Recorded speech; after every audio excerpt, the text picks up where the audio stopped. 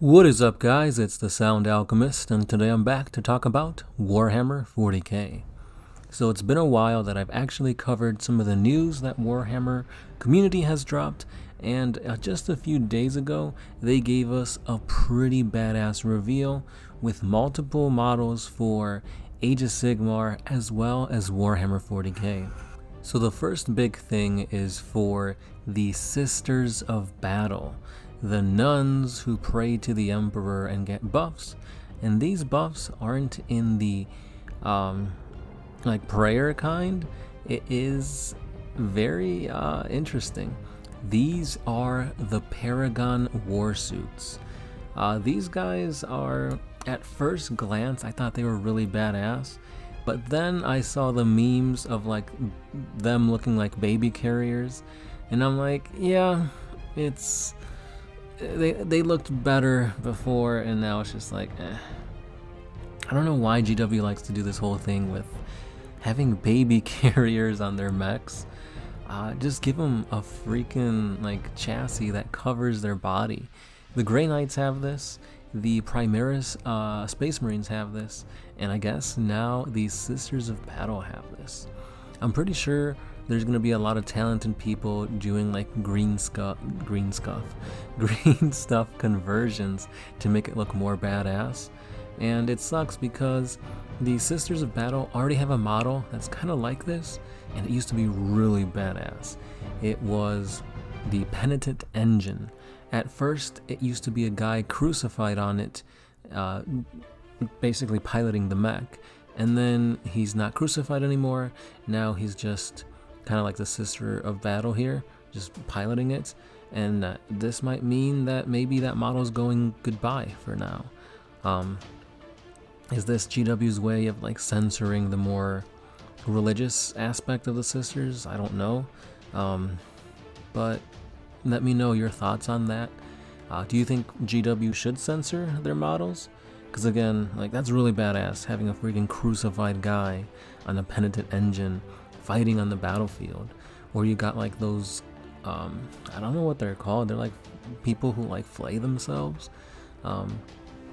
Those are also a part of the Sisters kit.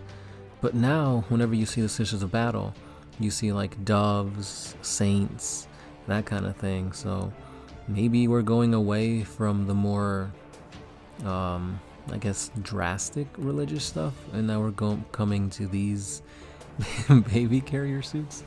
I don't know. At first glance, they were badass, but now it's like, maybe not so much. But anyway, the fun does not end there, because we've got some kill team stuff to look forward to. And it's really amazing because we finally get the Gravis Intercessor, the heavy intercessor with 3 wounds, heavy bolt gun. This is the model I was waiting for. So the heavy intercessors are basically, think of them as a mix of troops and terminators. They got the same amount of wounds as terminators, but they count as troops, and they're going to be toughness 5, 3 wounds, so they're going to be a lot harder to shoot off of objectives, and I like them. Now, obviously the points are going to be increased because they're not going to be the same amount as a regular intercessor when they're more durable, but if you're trying to play an all Gravis armor army for Primaris, these guys make it much more plausible. Because obviously you've got the Primaris Gravis Captain, the first one that came out that has the Power Fist with the bolter, and he's got a sword. And now you've got another Gravis armored captain in this guild team who has a, he's the shooty version essentially. I forgot what type of bolter it is, but it's a special bolter, and he's meant for shooting, as with the other Gravis captain was meant for more close combat. You'd probably want to use him with like an aggressor squad or something along those lines. But that is the Primaris half of this kill team box set.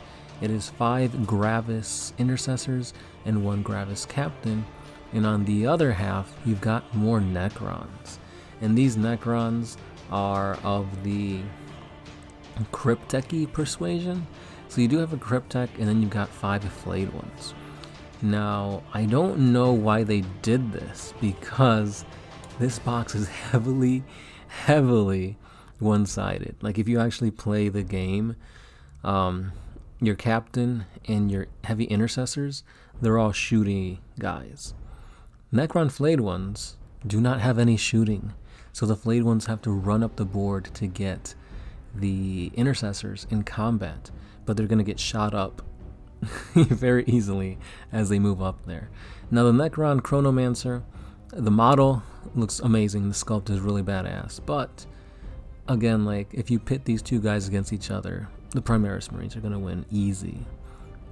Nonetheless, I do think I will be picking one of these up to get my hands on those 5 Space Marine heavy intercessors, because again, they're troops and they're much more durable. Now, the other thing that's in this box is some Necron Terrain, which looks pretty cool if you're trying to make like a tomb world or something like that, so don't skip out on that. You got some objective cards, you've got the Pariah Nexus Kill Team book, and 2 double-sided game boards. The boards are on the smaller scale, meant for Kill Team, so obviously you won't be using those for your bigger games of 40k.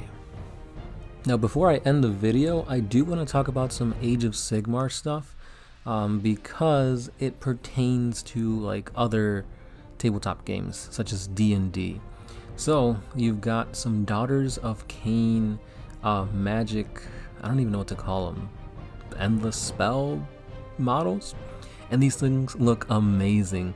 One of them is a bloody hand holding a heart, the other one is a bloody viper, and then you got some bloody swords. So the bloody viper easily can be a badass looking model for D&D. You could be fighting against a blood viper or something like that. It looks amazing. I love it. And then you've got some bloody swords flying around too, more embellishment. But the things that I do want to talk about is the Warhammer Underworld Dire Chasm models, which are vampires, and these vampires look badass. There's 4 of them. There's one that looks a lot like Lilith Hesperax of the Dark Eldar. Lilith is, what would you call her? I don't know, she's really important for the Dark Eldar. She's the main character, she's badass, she's strong. And this model could be a stand-in for her. There's 3 other vampires. One's got wings, one looks like a regular soldier, and then you got another one with more embellished armor, and I think he's like the Lord. On top of that, you've got some Warhammer Quest stuff for the Cursed City, and I love these guys. You've got a Witch Hunter, and you've got some type of like Thrall model. Either way, this aesthetic is badass. If you're trying to play Curse of Strahd, these minis are perfect for that D&D campaign. And I've been playing a lot of Bloodborne recently, and this is right up that alley. I love it. And that's all I got for today, guys. There is a lot more stuff that has been revealed, not just in this article, but throughout the previous days, such as some Dark Eldar stuff, so I'll be covering that tomorrow. But if you wanted to read and learn all these informations for yourselves, I've got the link down in the description so you guys can check it out. But anyway, that's all I got for today, guys. I think I've said that already, but this is the Sound Alchemist part from Mind Syndicate, and I am out of here. Peace.